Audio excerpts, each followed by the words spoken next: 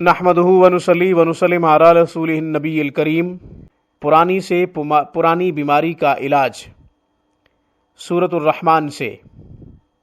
الحمدللہ، یہ زندگی کا منفرد عمل، بارہا آزمایا تجربہ شدہ عمل۔ وہ مریض جو مستقل کسی ایسی بیماری میں مبتلا تھے، طویل عرصہ سے وہ بستر پہ پڑ گئے تھے، چل نہیں سکتے تھے، ڈاکٹرز اور معالج ان کی علاج سے عاجز آ چکے تھے، ہم نے ان مریضوں پر یہ عمل آزمایا، الحمدللہ وہ صحت یاب ہوئے۔ وہ عمل ہم آپ کی خدمت میں بھی پیش کر رہے ہیں، ہماری گفتگو کو آخر تک سماعت کیجیے گا۔ ناظرین، کچھ ایسے مریض جن کو ان کے معالجوں نے جواب دے دیا، مختلف ڈاکٹرز کے پاس علاج معالجہ کی خاطر گئے، مگر کوئی خاطر خواہ فائدہ نہ ہوا، مولویوں پیروں کے پاس بھی گئے اور جسمانی ڈاکٹرز کے پاس بھی گئے، پھر بھی کوئی افاقہ نہ ہوا۔ ان کے ورثاء لواحقین روتے سلگتے ہمارے پاس آئے کہ ہم اب تک بھاری رقوم خرچ کر چکے ہیں، مگر ہمارے مریض کو کوئی خاطر خواہ فائدہ نہیں ہو رہا، نہ جانے کوئی جادو ہے، جنات کا مسئلہ ہے، یا کوئی ایسی بیماری ہے جو ہماری سمجھ سے باہر ہے۔ تو ہم نے یہ عمل ان مریضوں پر کیا، الحمدللہ وہ مریض جلد صحت یاب ہوئے۔ وہ عمل ہم آپ کو بھی بتا رہے ہیں۔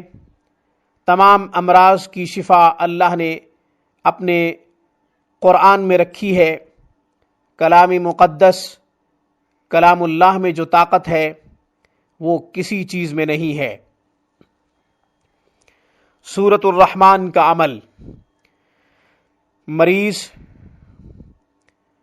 خود پڑھے، اگر پڑھ سکتا ہے صبح بھی پڑھے، شام کو بھی پڑھے، اور مریض پڑھنے کے ساتھ ساتھ سورۃ الرحمن سنے بھی صحیح۔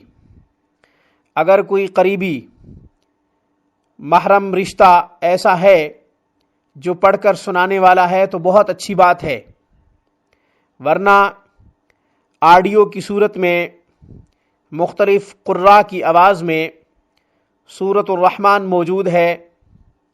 سورۃ الرحمن مریض آڈیو کی صورت میں صبح بھی سنے اور شام کو بھی سنے، توجہ سے سنے۔ خود نہیں پڑھ سکتا تو ہیڈ فون کے ذریعے صرف سورۃ الرحمن سننا کافی ہے۔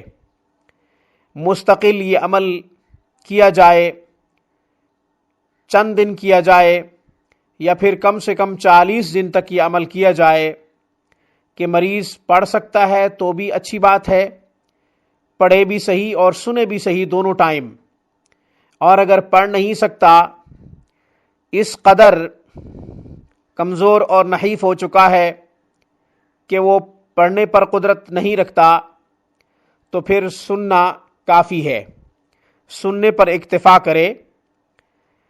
اگر کوئی قریبی رشتہ سنا سکتا ہے تو بہت اچھی بات ہے، پہلے بھی عرض کر چکا ہوں، ورنہ پھر آڈیو کی صورت میں سورۃ الرحمن روزانہ دونوں ٹائم مریض کو سنائی جائے اور وہ توجہ سے سنے، انشاءاللہ جلد مریض صحت یاب ہو جائے گا۔ مجھے اس پیغام کے ساتھ اجازت دیجیے کہ حضور علیہ الصلاۃ والسلام نے امت کو تنہا اور بے آسرا نہیں چھوڑا۔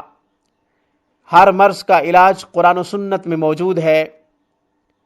صرف اور صرف تعلیمات نبوی کا مطالعہ اور قرآن و سنت میں ڈوب کر ہر بیماری کا حل تلاش کرنے کی ضرورت ہے۔